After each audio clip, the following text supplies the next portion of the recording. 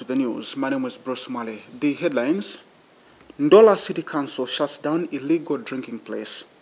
Girl arrested for dumping newly born baby into pit latrine. And in sports, all is set for Sunday's Chelsea Shield final selection.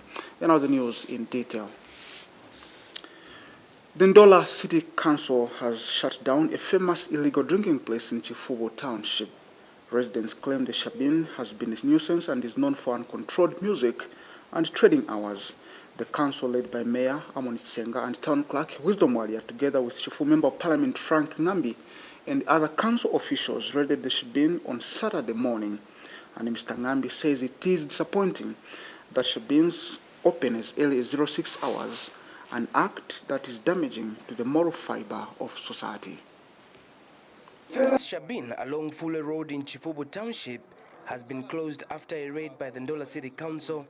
All the beer has been confiscated, and Ndola Town Clerk Wisdom Mwale has ordered the arrest of the Shabin owner.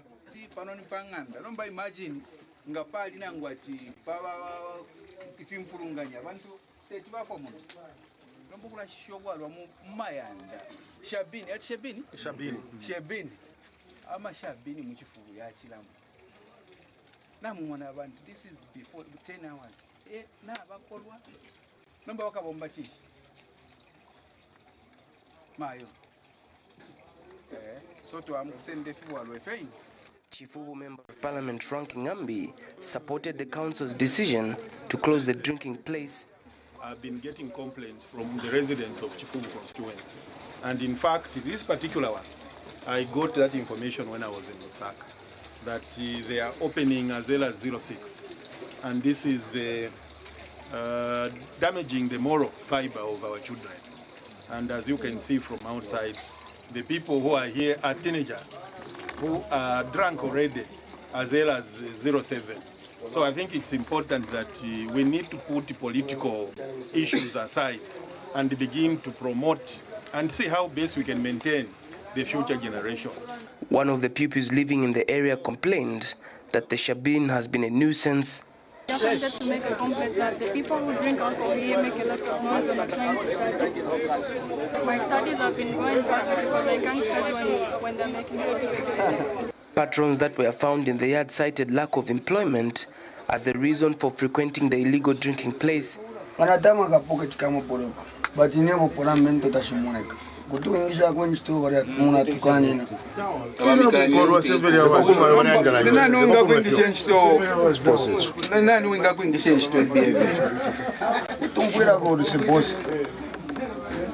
this place may be this quiet, but there are confirmed reports that women do dance routines for the enjoyment of male patrons. Mike Mobanga, Movie TV News in Ndola. In other news, a 17-year-old girl of Soweto compound in Luangwa district has been arrested for allegedly dumping a baby into a pit latrine. The incident came to light after neighbors heard the cry of the newborn. Police and fire brigade rescue team pulled the dead baby out of the toilet. The suspect is currently admitted to Luangwa District Hospital where she is receiving medical treatment. Meanwhile, Luangwa District Commissioner Ngoni Moyo is saddened by the development and has since called on girls to stop engaging themselves in premarital sex. He is a firefighter working for Luangwa Town Council. In this occurrence, he is not quenching fire, but is getting into the pit of this latrine in Soweto compound to retrieve this dead baby. The baby is suspected to have been dumped in the pit latrine by a 17-year-old girl of the same compound. One of the neighbors to the parents of the girl narrated to Zanis how they discovered the baby.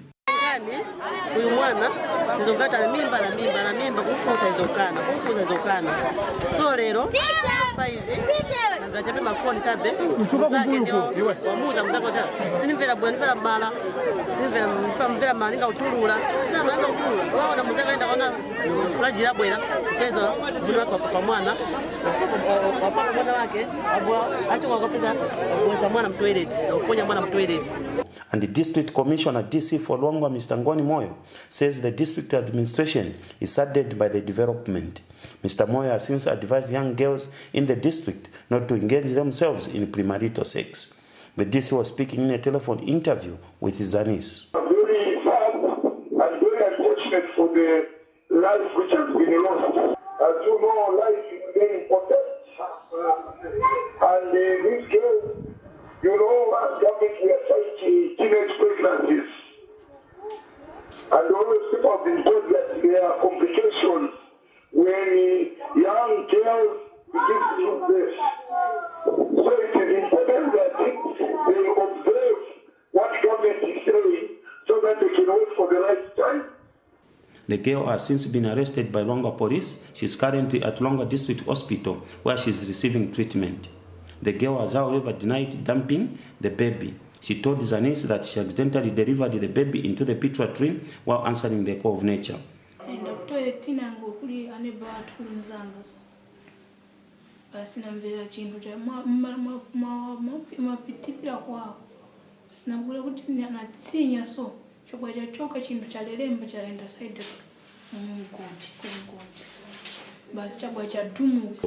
The incident has left the parents of the girl devastated and heartbroken. The father and the mother to the girl wept uncontrollably outside the maternity ward at the hospital.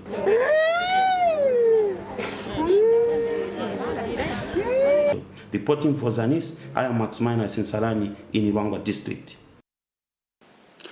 The Zambia Congress of Trade Unions, ZCTU, has called for a strong labor movement. ZCTU Deputy Secretary General Elaston Jovo says it is tragic that some employers are working very hard to destroy the union movement when the need for trade unions cannot be overemphasized.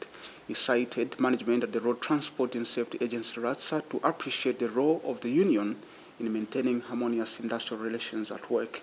He says instead of taking extreme unilateral decisions, management should uphold the spirit of social dialogue. Mr. Njovu was speaking at the opening of the National Road Sector Agencies and Allied Workers Union of Zambia elective conference. Members of the National Road Sector Agencies and Allied Workers Union of Zambia attending their first quadrennial conference. The members were addressed by Zambia Congress of Trade Unions Deputy Secretary General Elaston Jovu, who has encouraged the union to be united. Apart from RATSA's stance of anti-unionism, we've also seen anti-unionism tendencies in AVIC International.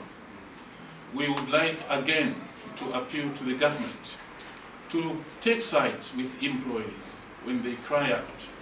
We are aware that AVIC International is not allowing workers to organize, and as ZCTU will be moving in there shortly. In a situation where management is not union-friendly, it is important for workers to be united, and this is why we are glad to see that the unity in RATSA has continued despite the intimidation that you people are facing.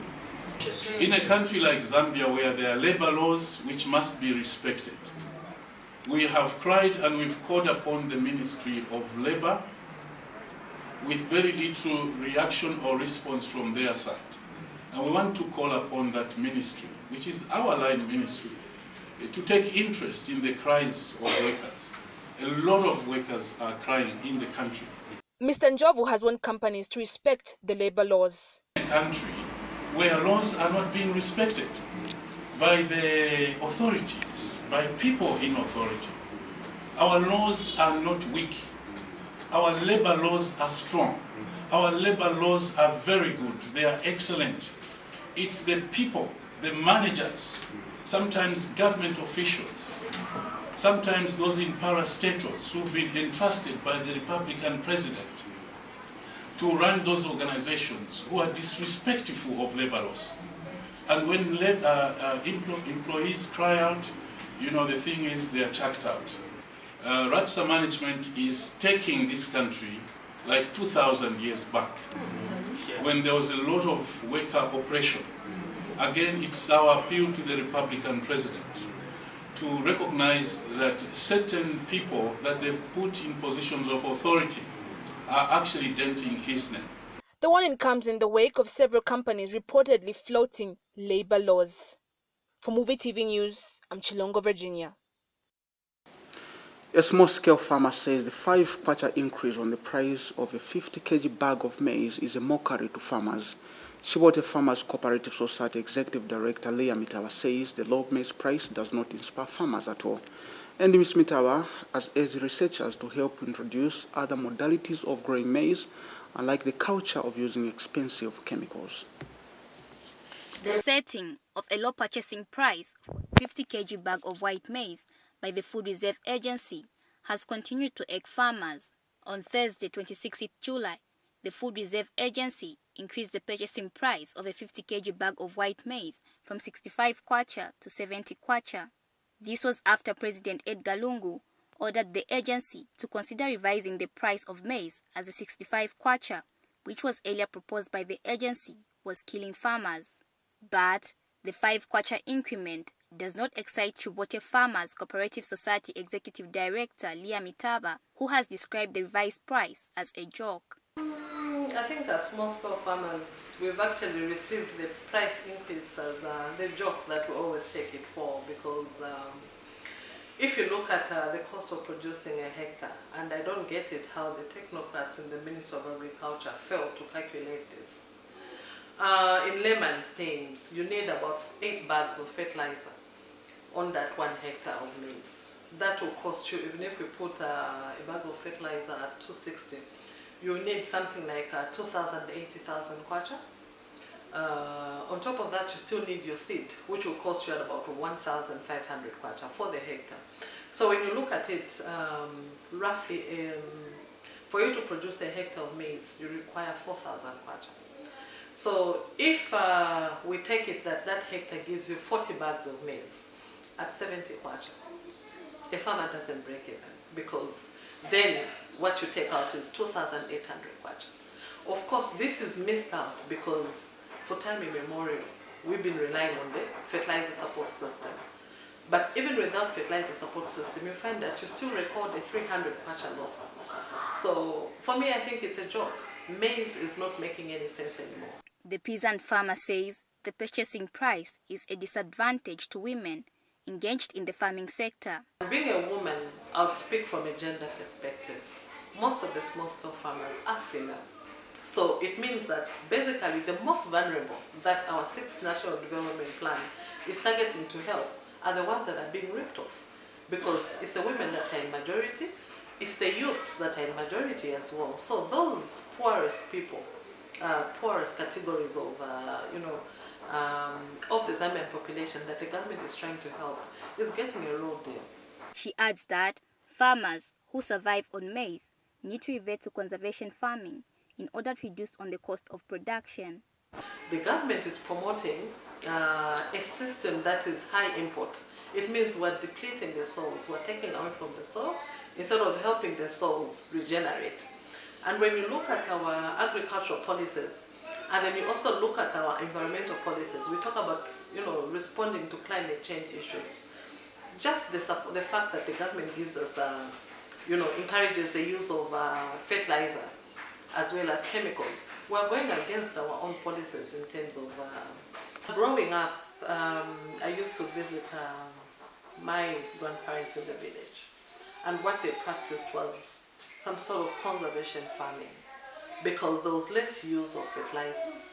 Now we have a practice which we have embraced, where every year we are buying new seed. Every year we're buying new seed, so it's increasing our cost of production.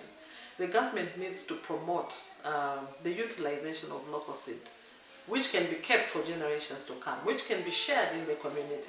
This is our way of life. If farmers continue to incur losses from their produce, with the high cost of production, the diversification agenda by government will still remain a myth. Mwakandawa, Movie TV News in Lusaka. You're watching the main news on Movie TV, your award-winning channel of choice, and a quick reminder of our headlines. Ndola City Council shuts down illegal drinking place. Girl arrested for dumping newly born baby into pit latrine. And in sports, all is set for Sunday's Chelsea Shield final selection. Let's take a break.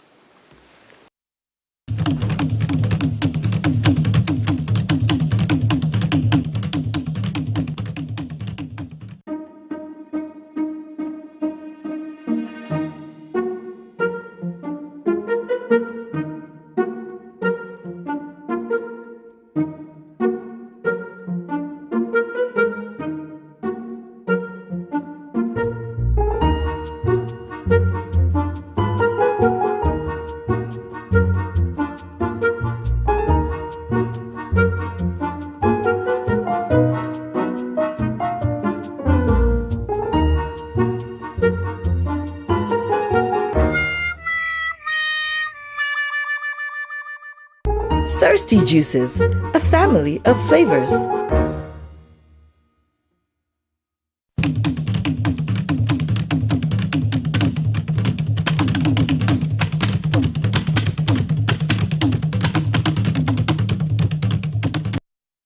Thank you so much for still staying with us. We continue with the news.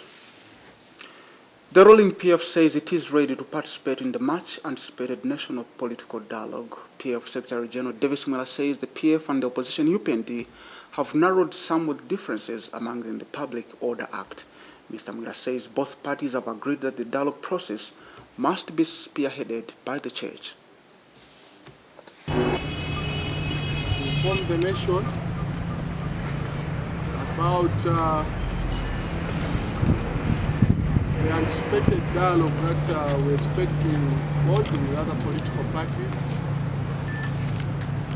But I want to say that as a party, we are very much ready. And the president of our party, Mr. Edgar Chabalungu, is very much ready to participate in the dialogue, where we are going to have hold the President Summit.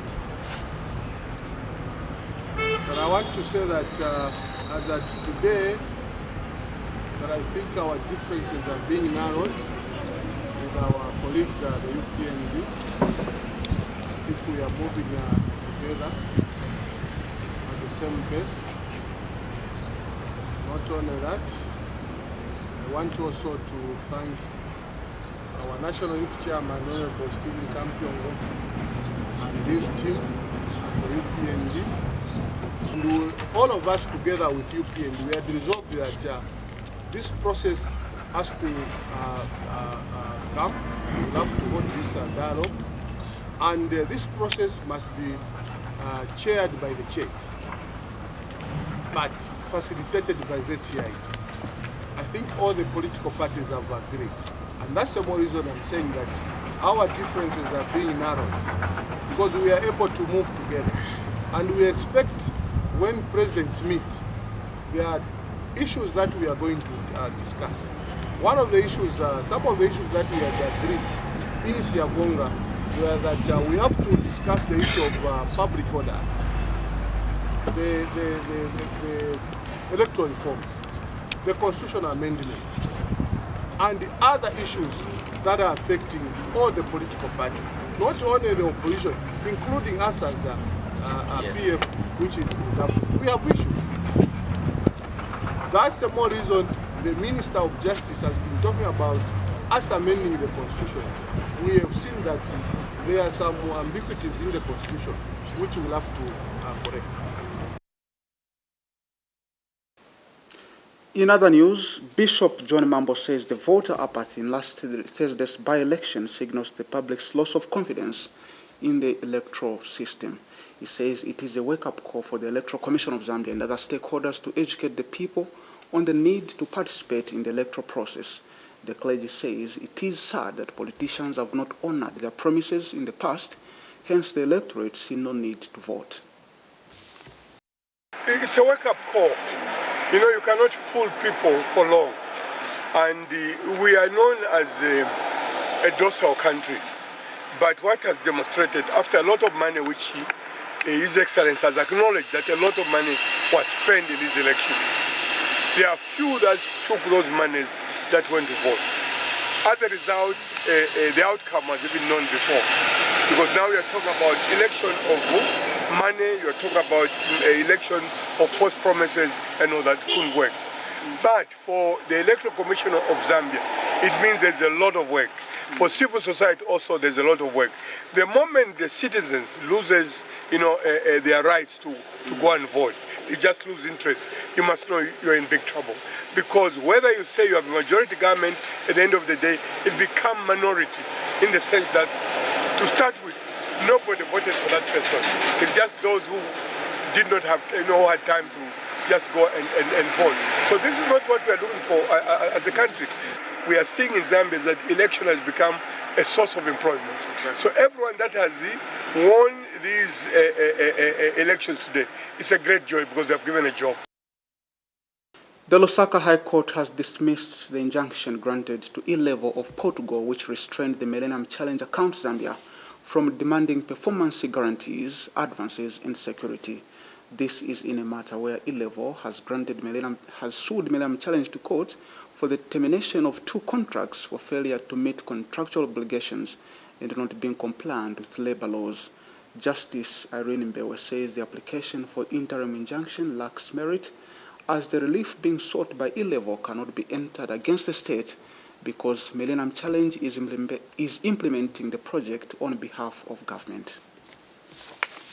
The Lusaka High Court has thrown out an ex parte order dated 18 May 2018 that was granted to Evolution Engineering, prohibiting the Millennium Challenge account Zambia from demanding performance guarantees, advances, and security. This is in a matter where E-Level has sued the Millennium Challenge account for terminating its 2 contracts worth $52 million United States for failing to meet contractual obligations and not complying with labor laws. On May 10, 2018, E-Level had its contract terminated by the Millennium Challenge for not meeting its construction targets and low performance. E-Level, however, secured an interim measure of protection through an interim injunction restraining the Millennium Challenge from instituting parallel dispute resolution procedures, interfering with the company's access to the site as well as equipment. But the Millennium Challenge account had asked the court to dismiss the ex parte order granted to E-Level because it was delaying the successful completion of the Lusaka water supply sanitation and drainage project. When dismissing the ex parte order, Justice Irene Mbewe ruled that the application for interim injunction lacks merit as the relief being sought by E-Level cannot be entered against the state. She ruled that Millennium Challenge is primarily implementing the project on behalf of the state by virtue of the Millennium Challenge Compact Agreement. Justice Mbewe said the respondent has a national purpose and is acting in its public capacity to water and sanitation projects in Lusaka. The court ordered that it has no power to grant an interim measure of protection by way of an interim injunction against the state.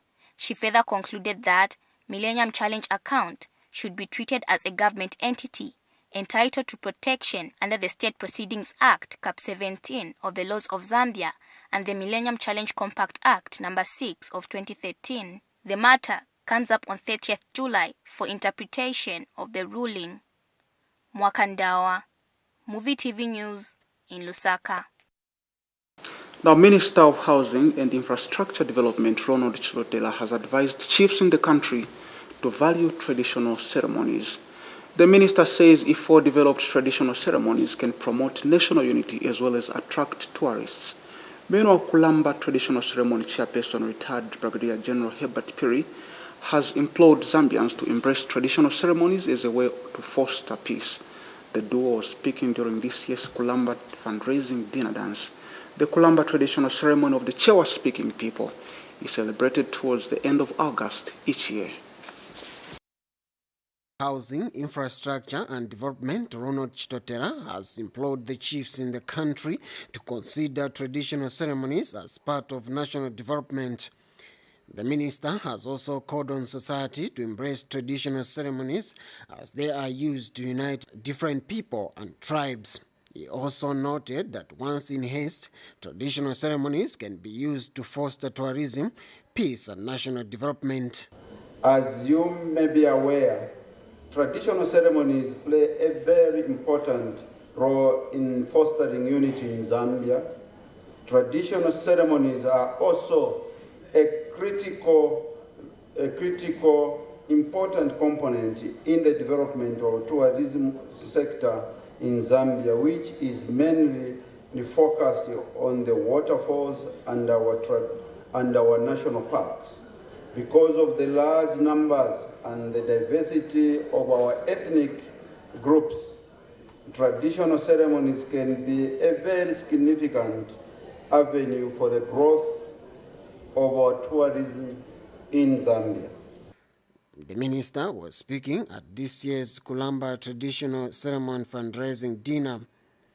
During the same event, the minister pointed out that government is committed to good road network as this helps farmers to take their produce to various markets. He also revealed that the contractor for Chipata Vubwi Road has been paid and has also started the works. The government is further committed to ensure that various agricultural produce that are produced in the province are taken to the market by provision of good road network. In this regard, I am delighted to inform you that the contractor for the Chipata Vubwi Road is on site and has been paid. Meanwhile, Chairperson for Kulamba Traditional Ceremony, retired Brigadier General Nepad Piri, stressed the need to support traditional ceremonies as such events bring about regional and bilateral relations among countries.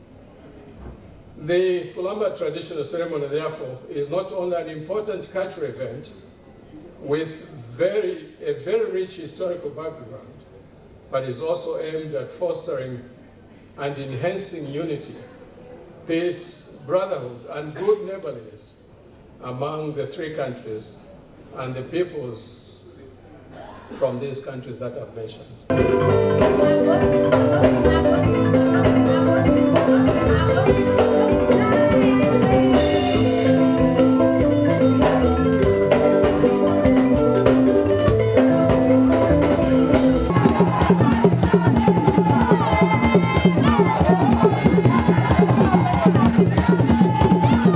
Elas Churu, reporting for Movie TV News in Lusaka. Now, Turkish President Recep Erdogan says his country is ready to help Zambia diversify its economy and achieve the goals of the 7th National Development Plan. President Erdogan has also reiterated Turkey's commitment to cooperate with Zambia in various economic fields for the benefit of the two countries. And the President Edgar Lungu has described the state visit by Turkish President as historic, adding that Zambia would take advantage of the visit to enhance collaboration between the two countries. Zanis reports that the two heads of state said this during bilateral talks between Turkey and Zambia at State House. Meanwhile, President Lungu has requested Turkey to help Zambia repay a $3 billion Eurobond it borrowed from international lenders. President Lungu says Zambia will study how Turkey has managed to develop. He urged Turkey companies to take advantage of Zambia's conducive atmosphere and political stability for investment. The president said in order to boost agriculture, the country has identified the farming block totaling 1,000 hectares of land for livestock farming and fisheries. And Zambia has signed 12 memoranda of understanding with the Turkish government in various fields that include an agreement which aims to establish the Program Coordination Office of the Turkish Cooperation and Coordination Agency. Others were agreements on mutual obligation of visas for holders of diplomatic passports, agriculture, fisheries and livestock, promotion and protection of investment, tourism and arts, youth and sport, and the field of media. President Erdogan is the first Turkish president to visit Zambia. Well, you're watching the main news on Movie TV, your award-winning channel of choice. At this point, we'll take a break for sports and international news. When we come back, stay tuned. Yeah.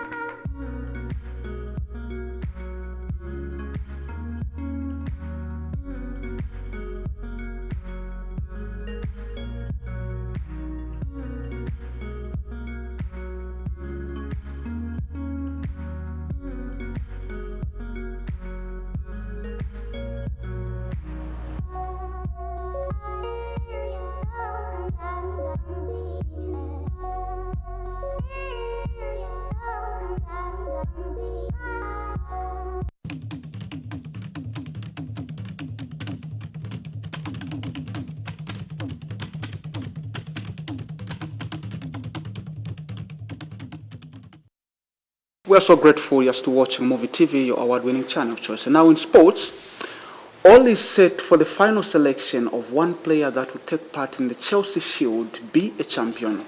Chelsea coach Lawrence Graffini says this is an opportunity for a young Zambian player to be an ambassador of the country in the continent. Graffini says the remaining 29 players will also have something to share once they break camp and also be Chelsea Shield ambassadors. So far, players from Ghana, Nigeria, and Zimbabwe have been chosen. The Chelsea Football Club coaches who arrived on Friday, the 27th July 2018, have had their first training sessions with the 30 Zambian players from the Copper Belt in Lusaka. Lawrence Griffin, Steve Laurel, and Freddie Mize are the three coaches in the country that have joined the three Zambian coaches in selection of one player that will represent the country and Africa at large in UK. It's just the beginning of something that will grow and expand in the years to come. In that we are hoping that this individual, the Zambian player who's chosen to go over, will come back and, as we said, be able to pass on their knowledge and experience into the local community, as well as also the 29 other players who don't get the opportunity this time.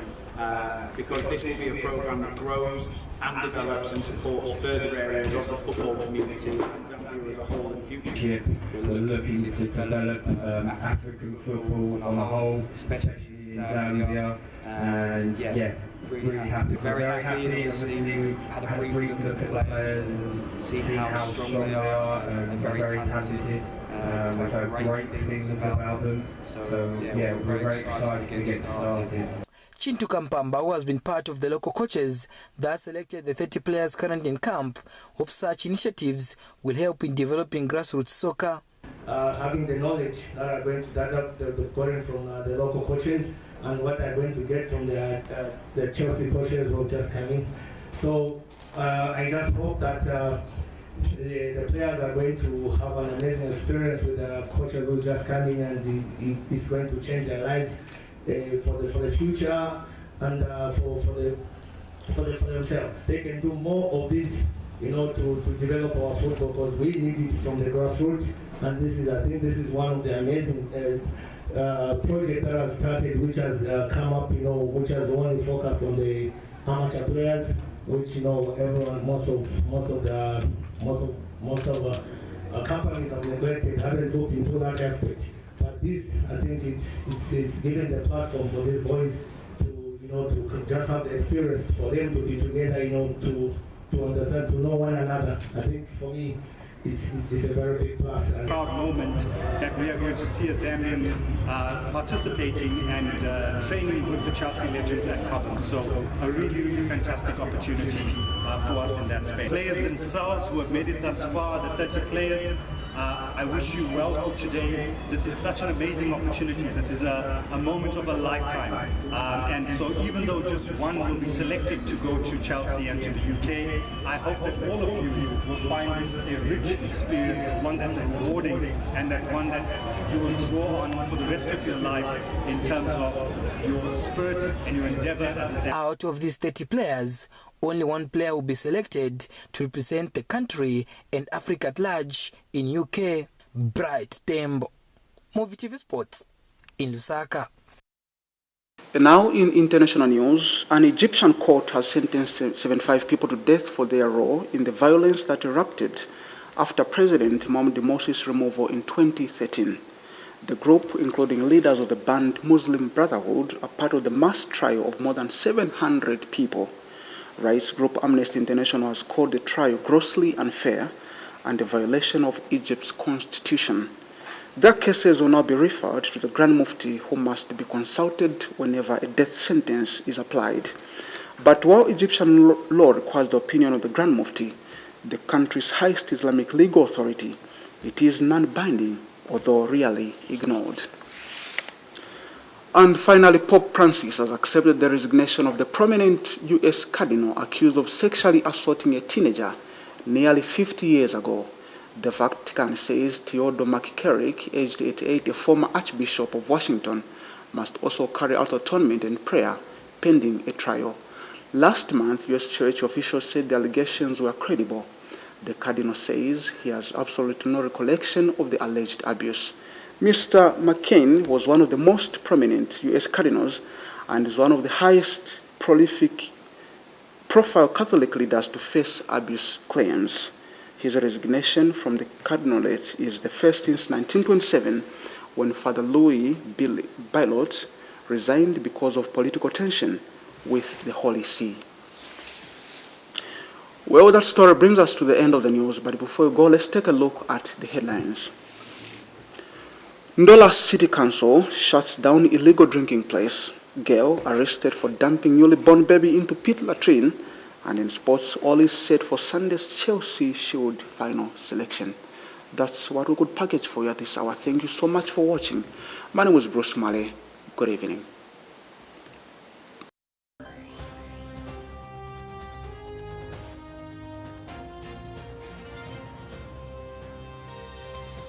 Zimbabwe's presidential race enters the final days. Both sides are turning out in force, rallying and dancing in support of their candidates.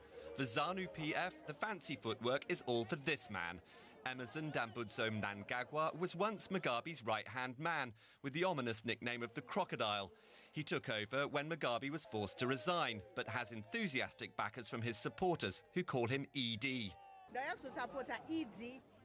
I've come voluntarily to support my president, Edi Mnangagwa. I want to assure him that I've got your vote. Come Monday, I'll put my X on Edi Mnangagwa, my president. ED's offer is simple: revive the economy, tackle unemployment, and attract foreign investment. And that seems enough to get the Greens dancing on the pitch. But in the red corner, the Movement for Democratic Change is rallying its support, and not just with their dance moves. Theirs is a show of strength for the 40-year-old preacher, Nelson Chamisa. Support Nelson Chamisa because we need change.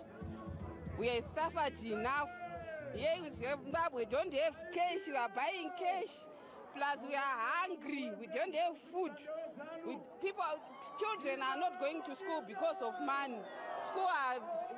Everything is difficult here in Zimbabwe. On the campaign trail, Chamisa made a few rash promises, like bringing the World Cup and Olympics to the country and building a high-speed train system too. Controversially, Chamisa is already saying that he has won the election and any other result would prove the poll is rigged. Whatever his claims, analysts say Monday's vote will be a close-run race, with the possibility of a runoff later in September. 2 firefighters have died after struggling to bring an inferno in Northern California under control. Dozens of homes in the city of Reading have gone up in smoke, and the blaze has not yet been contained. And in Europe, Sweden's largest fire emergency in a century threatens to escalate even further. Tens of thousands of hectares are still burning, with authorities warning that high winds could worsen the situation in the coming hours. And in Pope Francis has accepted the resignation of Cardinal McCarrick, one of the most prominent figures in the Catholic Church in the United States. This follows allegations of sexual abuse, including one involving an 11-year-old boy. Francis has ordered McCarrick to remain in seclusion and in prayer until a church trial is held. Militants in Afghanistan have killed at least 2 people and injured 5 others in an assault on a training center for midwives. Nearly 70 people were inside the center in Jalalabad when the extremists attacked. Witnesses heard gunfire and several blasts. No group has yet claimed responsibility. A court in Egypt has sentenced 75 people to death, including senior members of the outlawed Muslim Brotherhood. They were charged with security offenses in a mass trial related to a 2013 protest that turned violent. It's now up to the country's top theological authority to review the ruling, though he usually approves the court's decision. People in Mali go to the polls to elect a president on Sunday while in the midst of a security crisis. Voters in the West African country have been badly hit by violence from Islamist militants, Tuareg separatists, drug traffickers, and ethnic vigilantes. President Ibrahim Boubacar Keïta is seeking a second 5-year term and seems likely to get it. But former Finance Minister Soumaïla Cissé is challenging him and could push the president. The city in Mali is one of the world's most evocative destinations.